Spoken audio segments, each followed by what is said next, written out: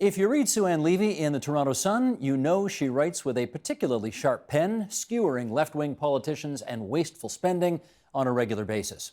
But there's a lot of very dramatic stuff about her you probably know nothing about. And she's chronicled that story in her new book. It's called Underdog Confessions of a Right-Wing Gay Jewish Muckraker. And Sue-Ann Levy joins us now here in studio. That is a great subtitle, I have to say. Isn't it terrific? Yeah, it's not bad. Yeah. Sue-Ann, just full disclosure off the top, you and I are both from Hamilton. We know each other a little bit. We didn't grow up together. I actually grew up with your brother. Yes, I'm a little bit older than you, Steve. Whose birthday it is today, incidentally. Happy birthday, Todd. But we just put that out there because we're both from the Hammer and we knew each other a bit back in the day. I want to talk about three things, essentially, over the next period of time that we have. I want to start by talking about, as I suggested in the intro, a couple of quite devastating physical assaults that you have experienced in your life. I would like to, as the subtitle suggests, talk about your life as a closeted gay woman for a couple of decades.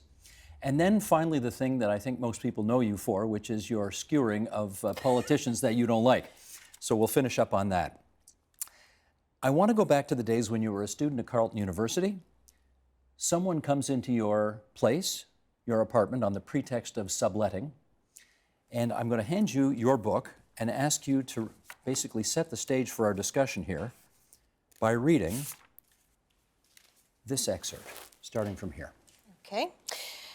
When I turned my back on him for just a moment, he struck, bludgeoning me several times in the back of the head with a lead pipe he had hidden in a pocket of his khaki green duffel coat. With blood from my wounds streaming down my face and into my eyes, I could think of nothing but fighting back. As he continued to hit me, I turned around and tried to knee him in the balls while screaming at the top of my lungs for help. This only made him angrier and more desperate. To try to silence me, he pushed me to the ground, climbed on top of me, and squeezed his hands around my throat. At that point, all I could think of was how my family would take my death. With the blood roaring in my head and my own voice sounding like it was coming from within a deep tunnel, I finally and mercifully passed out. The Ottawa police later told me that that was what saved me. Thinking he'd murdered me, my assailant fled. How is it reading that again? You know, you never get over the trauma. And reading that, it took me right back to that day. How many years ago now? It's 1978, so it's 38 years ago, if I'm counting correctly. And March 17th is the day it happened, and I will never look at St. Patrick's Day in any sort of happy or joyous manner. Do you still think about it frequently?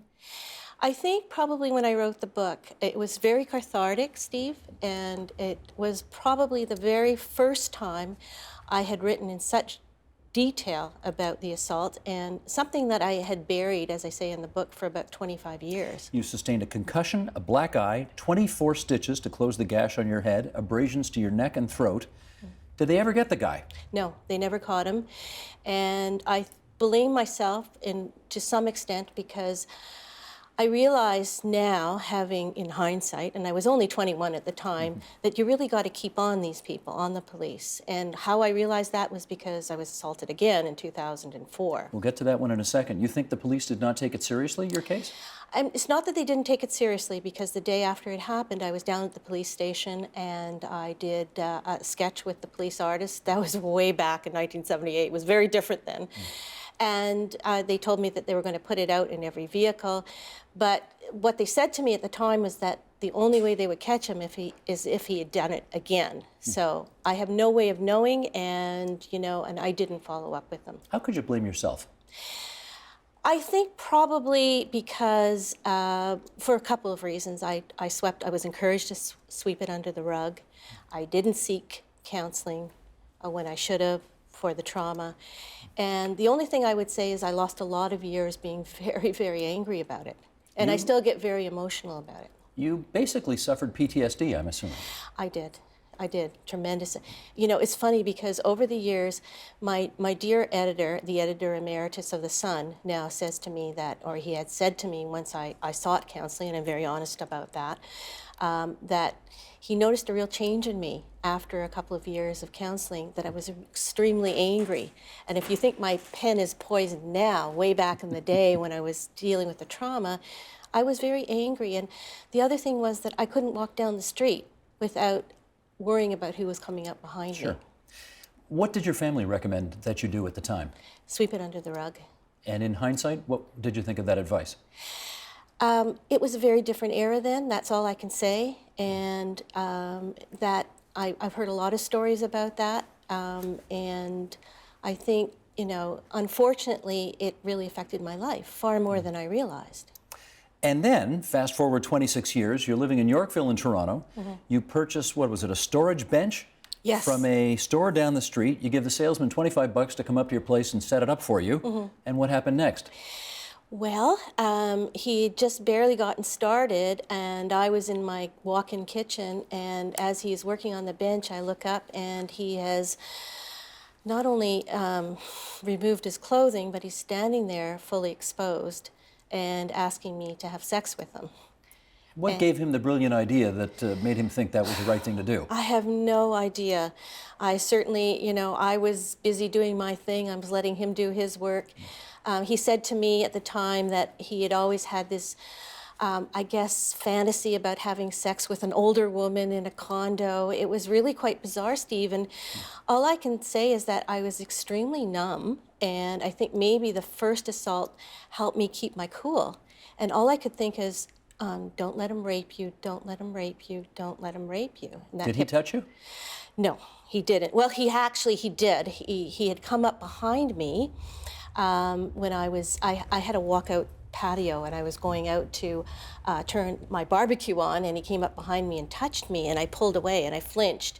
And I didn't think anything of it. I kind of, you know, just let him continue with his work. And I guess also in hindsight, that was his first move. This time, how well and how effectively do you think the police investigated? Not well at all. And I actually wrote about it in 2005 for The Sun, and then wrote about it in detail in the book. I was very lucky at the time because I was extremely good friends, or had gotten to know Jeff Griffiths, who was Auditor General of the city, a fine Auditor General. And he sat down with me 2 days after the second assault, and I started telling him what had happened, and he said basically the police had done everything wrong because he had done this audit of how police should handle sex assault. So he guided me through what should be done. And it was about a year-long process, and I was determined to get my day in court. I had to fight the Crown, I had to fight the police. They botched up from the very beginning because the young man continued to work in the store. They didn't give him... this is the difference. You know this guy. Unlike the first guy, you Yeah. know who this guy is. And they didn't, you know, where they give him the terms of his release, they charged him, and then they said that he could continue to work in the store, that he only had to stay 100 meters away from my condo. Well, the store was just maybe 200 meters, 300 meters, and I had to walk by that store for 9 months, and I ran into the guy 3 times. And when I brought that up with the cop who was investigating the case, he said, well, if it were me, I'd just go out of my way and, you know... Did they ever punish him? Yes, he pled guilty. I really pushed the Crown to go to court. He pled guilty. Did he go to jail? No, he got a conditional discharge, but he was listed on the National Sex Offenders Registry. And the big thing was that after I went to trial and he pled guilty, his mother came up to me and said to me that she thanked me and through tears, and said that she always suspected there's something wrong with her son, and she thanked me. This next couple of questions I'm going to ask you are not in the book, but I want to ask you anyway. Do you believe in God? I do. At some point in your life, I presume you have had your moments with your Maker and said, how could you let these two things happen to me? Has that happened?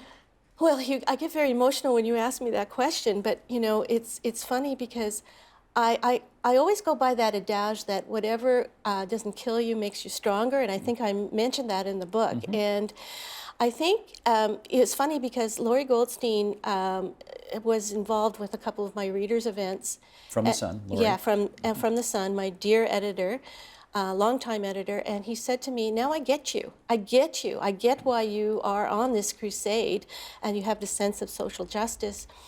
And thankfully, I was able to turn it into something good and something creative. But, you know, I never much felt sorry for myself. I think more it was manifested in anger and, you know, a desire to do something right and to fuel it into something right. Well, this was not the only challenge of your life, the only big challenge, Yes. as you do tell us in the book, because no doubt contributing to your emotional travails is the fact that for the first 16 years of your professional life at the Toronto Sun, you lived in the closet. Yes. As a gay woman, but obviously not feeling you could come out. Yeah. Let's get into this. Why did you feel all those years you had to be in the closet? It was a combination of things. You know, you full disclosure, you grew up in Hamilton. It was a small town, and I was very concerned about my family and the reaction of the people in Hamilton in the Jewish community. And I thought it would be very career limiting for me as well. The funny thing was that, and my mother and I have had some very interesting conversations since the book came out. They always knew I was gay. They always suspected. Your family did? Yeah. My grandfather, as a matter of fact, who you know, only passed away a little over 10 years ago, he suspected I was, and you know, it was. Did you ever talk about it with him? When he was, and I talk about that in the book, when he was 92 or 3, and he was suffering from dementia and wasn't supposed to drink, one day he actually had he loved martinis, and he actually had a martini, and he said that he respected me as a journalist, but he didn't agree with my lifestyle. And I said, 93-year-old, how does he know the word lifestyle? But he was amazingly plugged in for his age. The problem was that I came from a very patriarchal family, and I just, you know, when I came out to my parents, and I'm being very honest about this whole thing, when I came out to them, I started to cry, and I said, I feel like I've let you down. And I still obviously get emotional about it, and my father said to me, no, we've always loved you, and you remind me of Ellen DeGeneres. And I was so touched by that. I mean, yeah, we're very politically opposed, you know, diametrically opposed politically. But At some point, however, I guess you got comfortable enough with it to come out, as Ellen did, and make your declaration. What made you get to that point? I got tired of living in the closet and living a lie, and frankly, even though I joke about the fact that I had a walk-in closet, and it was rather large, and I could hide out there, you know, you have one step in the heterosexual world, one in the homosexual world, and I always, you know, I was the consummate actress, and I would make up this life that didn't exist to my son friends, and I felt like I was deceiving everybody, and I got tired of the lies. Will you permit this observation? Well, you have no choice. I'm going to make this observation anyway here. There's after having read the book, I note this really fascinating contradiction in your life, because you have made a name for yourself as the columnist who doesn't take any BS or any political correctness or any subterfuge from anybody else. But here's you living a lie for 20 plus years. How do you rationalize that contradiction? Well, I'm a very contradictory person, and all I will say is that people say to me when they meet me that you are not at all the person that we, you know, suspect you are from reading you in the paper. So, you know, I'm a very different person in private, but I will also say that my difficulties and my obstacles have fueled this crusade. So, you know, I will only say that it has helped me pursue what I consider a bit of a crusade. And let us pick up on that then. I want to know, first of all, Sue-Ann, why are you a conservative? Oh God, I shouldn't be, should I? No, given your background, given where you're from, given who your folks are. Well, you know what? I'm going to blame my late uncle, Jeffrey Lyons, because he's the one who got me started with the Conservative Party way back in my second year of university. He said I had to work on a political campaign, so he put me in touch with the Joe Clark campaign. I worked on his leadership campaign. But I often joke that, you know, given the crusades I take on and the fact that I'm a champion for the downtrodden and the poor and I'm gay, I really am basically a lib left and drag. Well, I would say fiscally conservative. Fiscally conservative. Yeah. I want to take a look. Here's an example of your rather poisonous pen, if I can put it that way. This is you writing about an attempt by your local Toronto City Councillor, Kyle Ray, to put up a tall building in your neighborhood of Yorkville. Right. And here we go, from the book. The Residents Association with which I was connected fought vociferously against his attempts to Manhattanize Yorkville. It was an uphill battle. Mr. Ray was well known to be beholden to the many developers who were building the condo projects. All they had to do was donate the maximum amount to his election campaigns, and their approvals sailed through the City Hall approval process. Sue-Ann, did you get sued for writing that? No. Not yet? Not yet. And, you know, this went through 2 months of lawyering. So. And they let that in anyway? Well, a lot of this stuff was based on what I had written over the years. Okay, because you know you're basically accusing him of taking bribes here for his vote on council. Well, I think what I'm trying to say is that he got a lot of donations on his campaigns from developers. As everybody does. Almost everybody. Yes. However, I will use the Four Seasons Yorkville case as an example. That was the issue that we were fighting. And the big concern was, and there was a lot of scuttlebutt going around the community, that he would not back down at all, even though the entire community, the entire neighborhood was against the height and density, which was just way beyond density rules. And it also cast a shadow on the school across the road.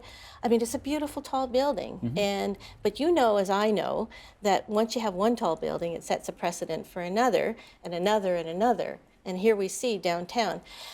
So, you know. However, this is Toronto. It is Toronto. The days of four-story skyscrapers are over. It is Toronto, but it just completely destroyed the charm of Yorkville. And I mean, having said that, I've gone down to Yorkville. It's beautiful. I don't live there anymore. But it did, and at the time, we were really concerned about the density. How many columns have you written accusing other people of NIMBYism, and then some people will turn around and say you're as guilty of it as anybody?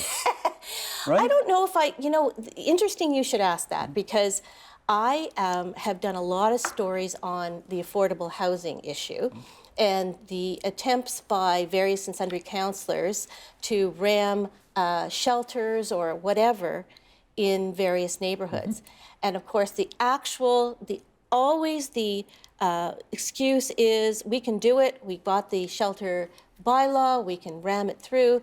And what I object to is the lack of consultation and City Hall is basically tone deaf to residents' concerns. And that has always been the thing that drives me and upsets me. It upset me in Yorkville and it upsets me in other areas. Well, let's talk about a guy who was not tone deaf to constituents' concerns, and that's the late Rob Ford, who was actually very good at customer service when he was particularly an alderman, but also as mayor.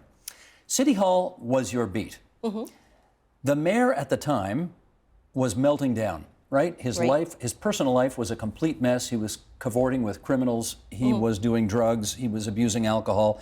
He was missing meetings. I mean, this whole tragic and awful story was happening, if I can put it this way, kind of right under your nose. Right. And you missed it.